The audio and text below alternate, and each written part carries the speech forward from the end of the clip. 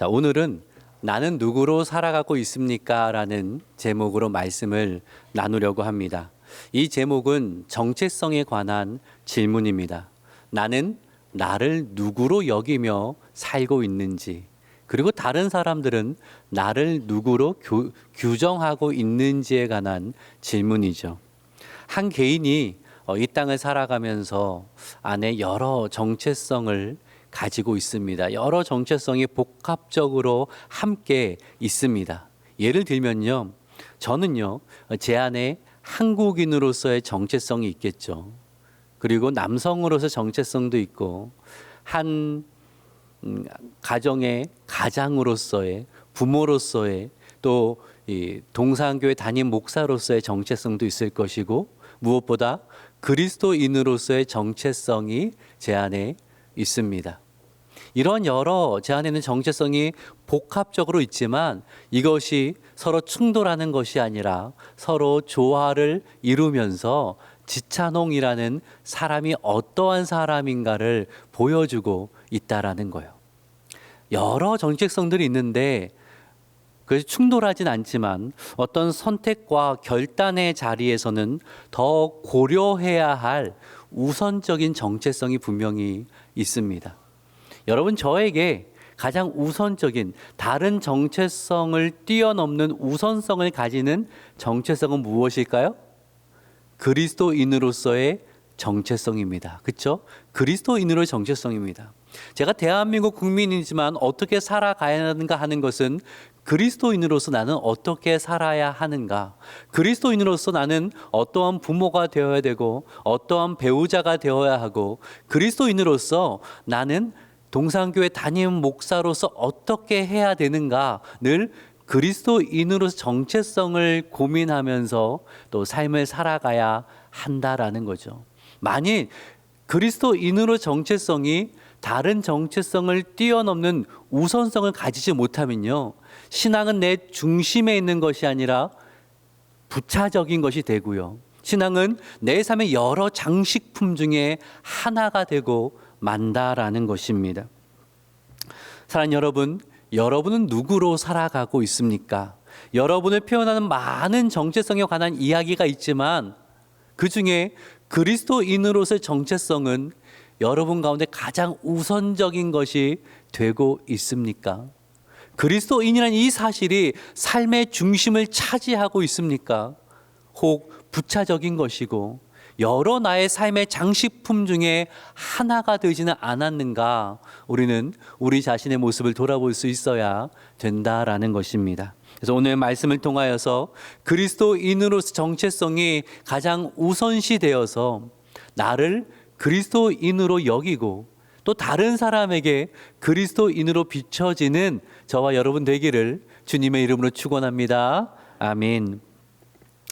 우리가 그리스도인으로 살아간다 라는 것을 여러 문장으로 표현할 수 있겠는데요, 저는 오늘은 하나님이 나를 보내셨다, 이 표현을 좀 하고 싶습니다. 그런 의미에서 지금 자막으로 보여드린 것처럼 우리의 삶의 정체성은 이렇게 정의를 하고 싶습니다. 같이 한번 읽어볼까요? 시작. 나는 보냄받은 제자입니다. 나는 보냄받은 제자입니다.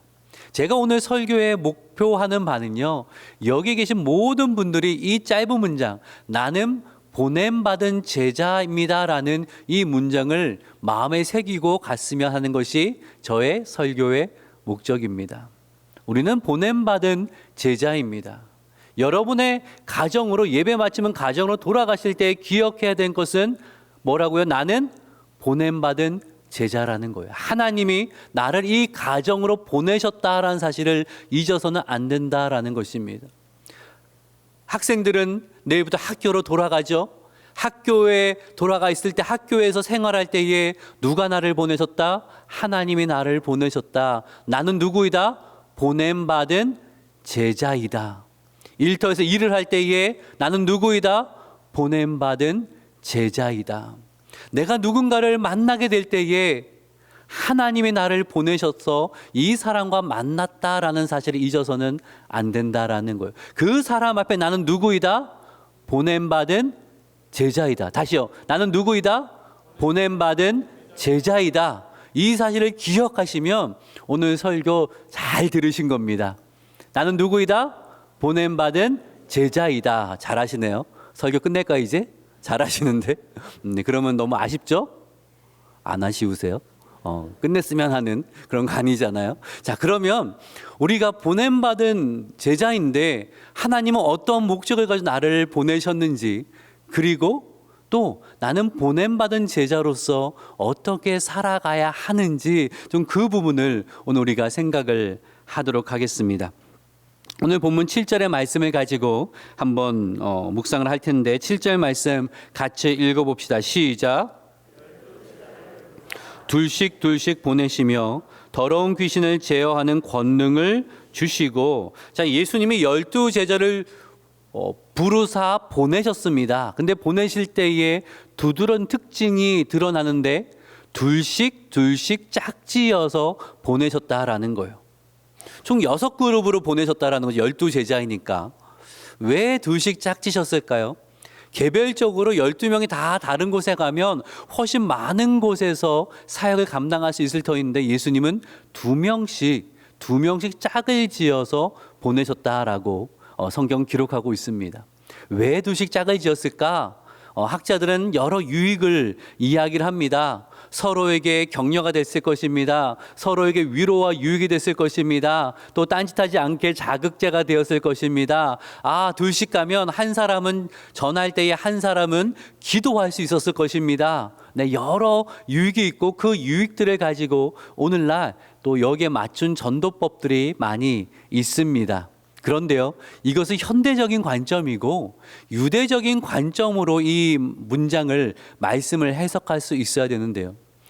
지금 예수님은 제자들을 누구에게 보내는 걸까요? 유대인에게 보내는 것입니다.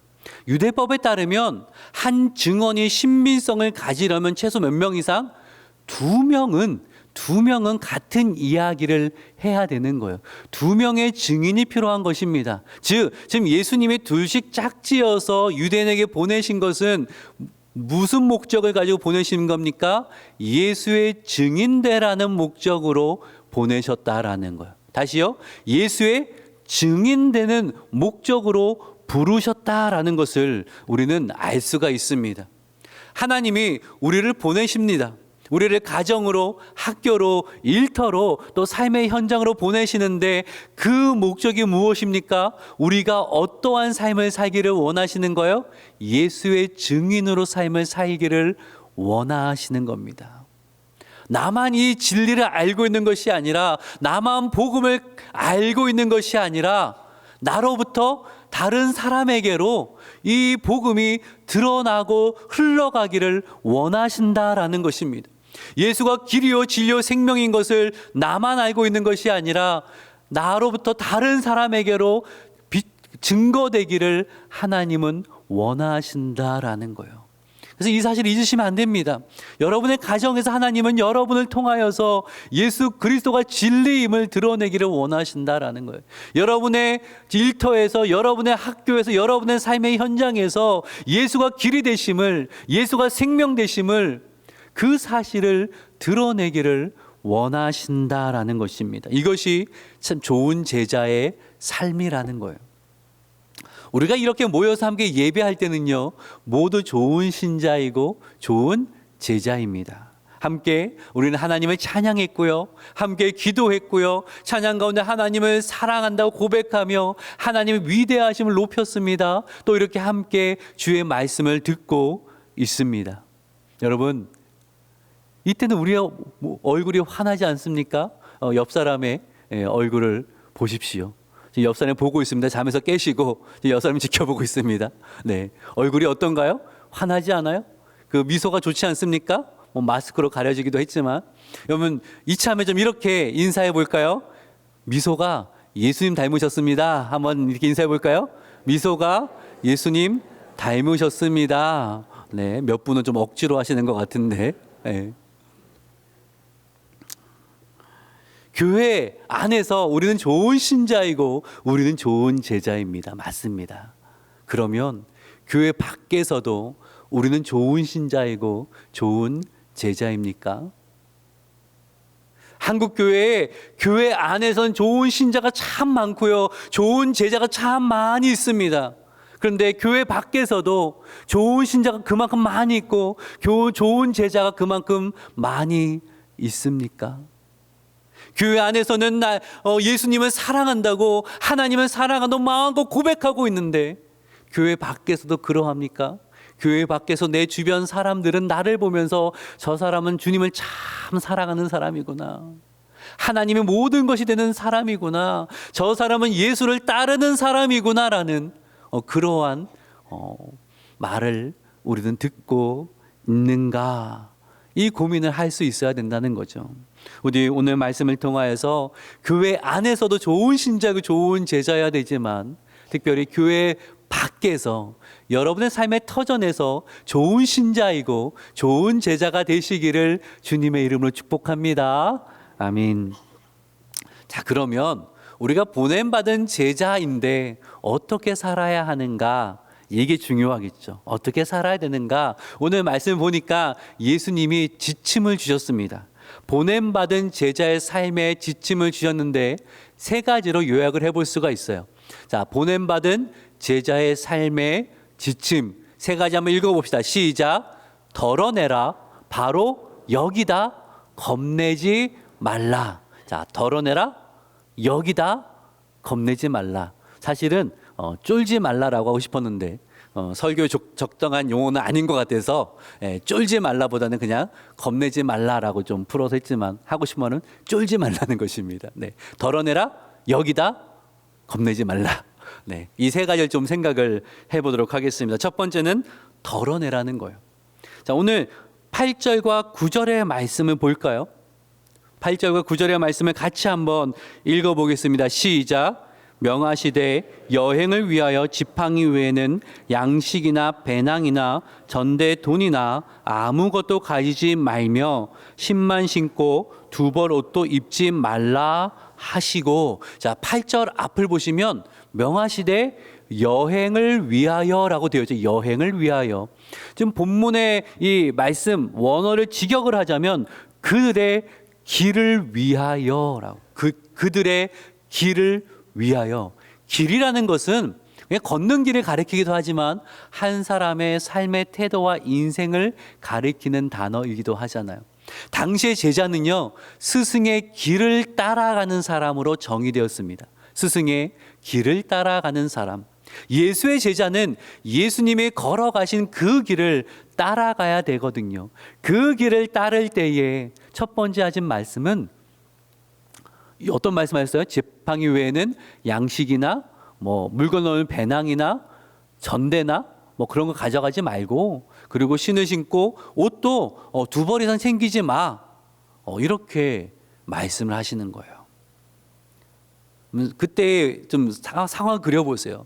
예수님 제자들에게 자, 내가 너희를 보낸다. 너희 전도하고 와라. 둘씩 짝지어서 가라라고 말씀 들었을 때 제자들은 어떤 생각이 들겠어요? 그럼 뭐 가져가야 될까? 돈은 얼마나 가져가야 되지? 얼마나 양식을 많이 가져가야 되지? 뭐가 필요할까? 짐은 어떻게 쌓일까? 둘씩 짝지어서 짐은 이렇게 싸자. 그런 생각들을 하고 있지 않았겠어요? 근데 예수님이 그걸 보시면서 아니야. 덜어내. 너무 많이 가져가고 있어. 짐도 덜어내. 아니, 가방 필요 없어. 옷도 그렇게 많이 챙기지 마. 돈도 그렇게 많이 가져갈 필요 없어. 좀 덜어내. 이렇게 말씀을 하고 계신다라는 거예요. 왜 그러죠? 이왕이면 돈도 많이 가져가고, 이왕이면 양식도 많이 가져가고, 이왕이면 짐도 좀 충분히 가져가는 편이 도움이 되지 않습니까? 근데 예수님은 더 챙겨가 아니라 덜어내라고 말씀하고 있어요. 길을 떠나면 더 챙겨 보내고 싶잖아요. 그렇죠? 더 챙겨 보내고 싶은데 예수님은 반대로 아니야. 우리가 보기엔 이렇게까지 하신다고요? 라는 생각이 들 정도로 덜어내라라고 하시는 거예요. 왜 덜어내라고 하시는 걸까요? 그래야 너희가 가진 것이 아니라 하나님을 전적으로 의지할 수 있어 라고 말씀하시는 거예요.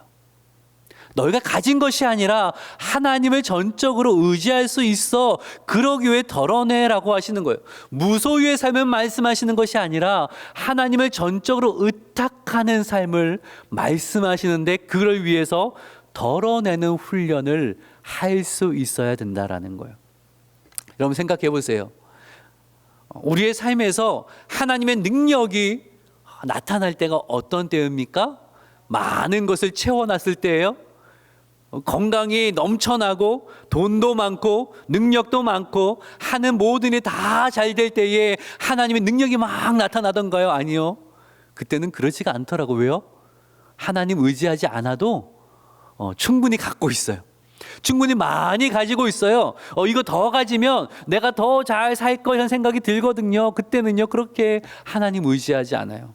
근데요, 건강을 잃었을 때에, 하는 일이 잘 되지 않을 때에, 힘이 없어졌을 때에, 내가 쥐고 있던 것들이 사라졌을 때에, 내 힘으로 내가 가진 것을 할 수 없다는 그 위기감이 들 때 우리는 하나님을 전적으로 의지하게 됩니다. 하나님 없이는 아무것도 할 수 없습니다. 제발 나를 좀 도와주십시오.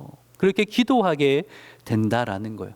이상적인 신앙은 바울처럼 가난하든 부하든 약하든 강하든 전적으로 하나님을 의지하며 살아가는 것인데, 그게 아직은 잘 안 되니까 어떤 훈련이 필요합니까? 덜어내는 훈련이 필요하다는 거예요. 덜어내는 훈련. 저는 덜어내는 일들을 하려고 많이 노력을 합니다.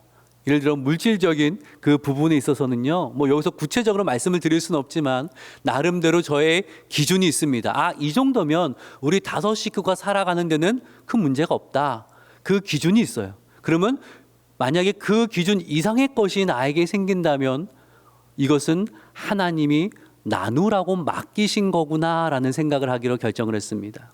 그래서 그 이상의 것이 생길 때마다 이것은 들어야 되고 나눠야 되고 베풀어야 되는 것임을 약속하고, 하나님과 약속하고 그렇게 실천해 가는 겁니다.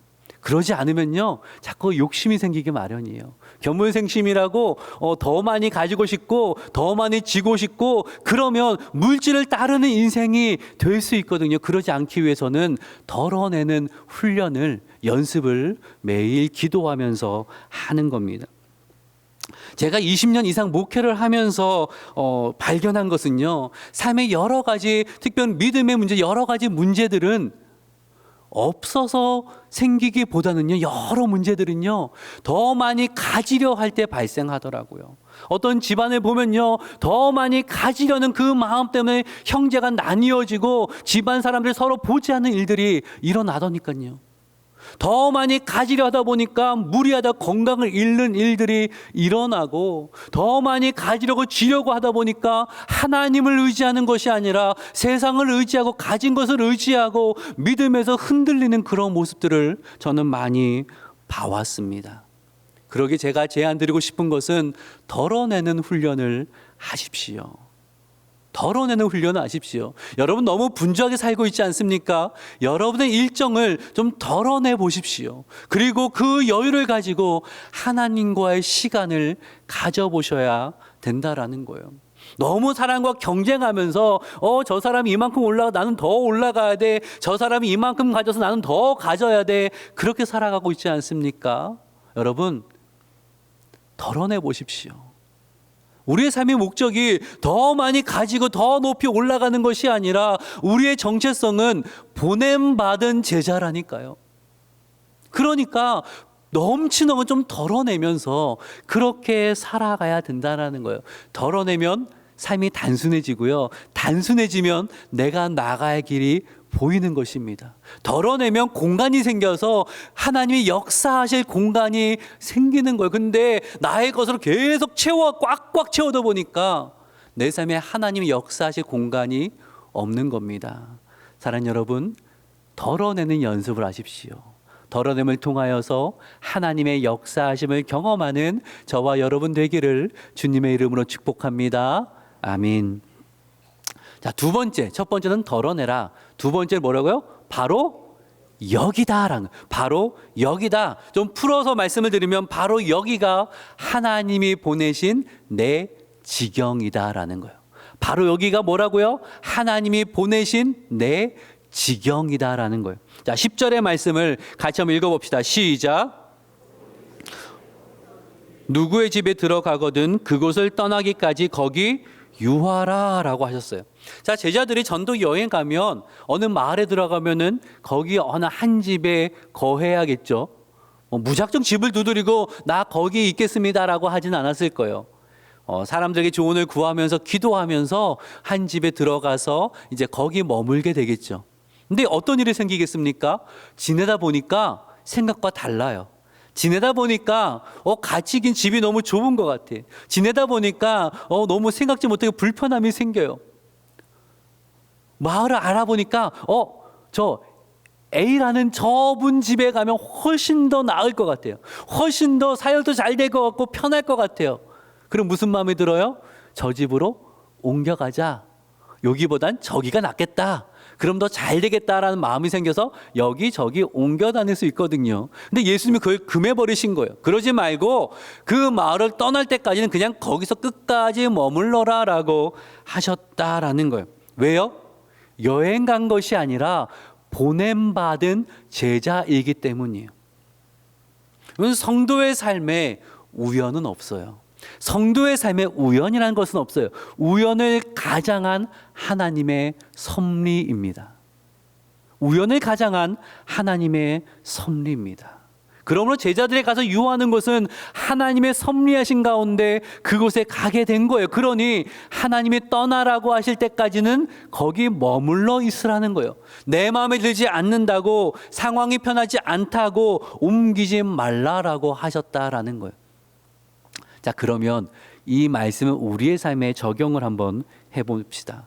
우리가 지금 있는 곳은 하나님이 보내신 내 지경입니다. 다시요. 지금 우리가 지내고 있는 그곳은요, 하나님이 보내신 내 지경입니다. 하나님은요, 지금 여러분의 그 삶의 그 자리에서 오늘 예수의 보냄받은 제자로 살기를 원하신다라는 거예요. 우리는 어떤 핑계를 자주 댑니까? 하나님, 상황이 좀 나아지면 그때 할게요. 아이들이 좀 크면 그때 할게요. 좀 바쁜 것이 좀 없어지면 그때는 잘할 수 있어요. 그때는 제가 교육도 받을 거고요. 그때는 헌신도 할 거고요. 그때는 예수의 제자로 한번 멋지게 살아볼게요. 근데 아직은 안 될 것 같아요. 근데 시간이 지나면요, 제가 길게 사역한 건 아니지만 한 20년 이상 목회자로 사역하면서 얻은 교훈이 있습니다. 목사님, 시간 되면 그때 나중에 할게 한 분들은 나중 돼도 안 하시더라고요. 그땐 또 다른 핑계가 생겨요. 아유, 목사님 하려고 했는데 갑자기 이런 일이 생기네, 갑자기 이렇게 바빠지네요 하면서 여전히 하지 못할 핑계가 여전히 있어요. 여전히 교육받지 못할 여러 이유가 있고요. 여전히 헌신하지 못할 이유들이 있고, 여전히 제자로 살아가기 힘든, 믿음으로 살아가기 힘든 여러 가지 사정이 있더라고요. 제가 그걸 보면서 깨달은 바가, 오늘 여기에서 못하면 나중에 다른 곳에서도 못하는구나. 이거를 깨달았어요. 오늘 여기에서 못하면 나중에 다른 곳에서도 못하게 된다라는 거예요.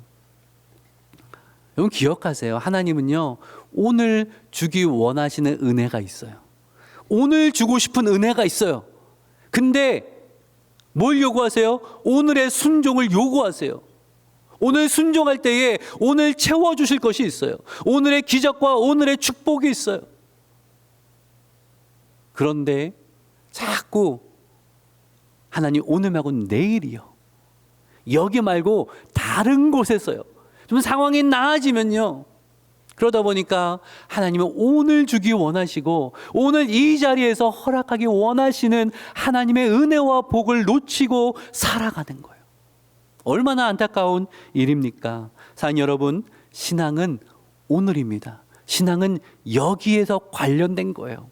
핑계대지 말고요, 이곳에서 하나님이 보여주는 것들을 경험할 수 있어야 된다라는 것입니다. 그래서 뭐라고요? 바로 여기라는 거예요. 바로 여기이다. 자, 세 번째는 겁내지 말라라는 거죠. 자, 11절 말씀 같이 한번 읽어봅시다. 11절 읽겠습니다. 시작.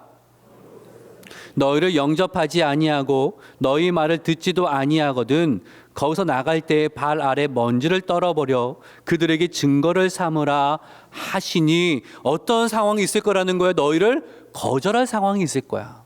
너희 말을 듣지 않을 상황이 일어날 거야 라고 말씀을 하시는 거예요.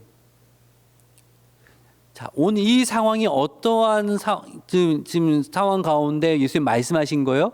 예수님이 나사렛에서 거절받으신 후에 하신 말씀이에요. 예수님이 나사렛을 가실 때에 이 사람들이 예수님을 거부할 것을 전혀 예상하지 못하셨을까요? 아니요. 9개월 전에 예수님을 산에서 떨어뜨려 밀쳐 죽이려고 했던 사람들이에요. 9개월 동안에 크게 변화되지 않았을 거라는 거 예수님은 아마 많이 예상을 하셨을 거예요. 근데도 제자들을 데리고 나사렛으로 가셔서 그 배척을 당하셨다라는 거예요. 왜일까요?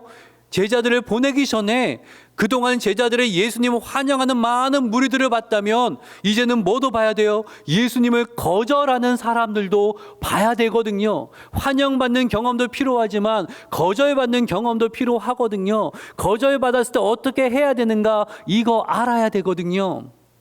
그래서 제자들을 이끌고 나사렛으로 가셨던 거라는 거예요. 그리고 보여주셨어요. 거절받았을 때 어떻게 해야 되는가. 예수님 어떻게 하셨어요? 내가 못나서 나 이제 못하겠다 그러셨어요? 아니요. 말씀하시기를 선지자가 고향에서 환영받지 못하는 법이다.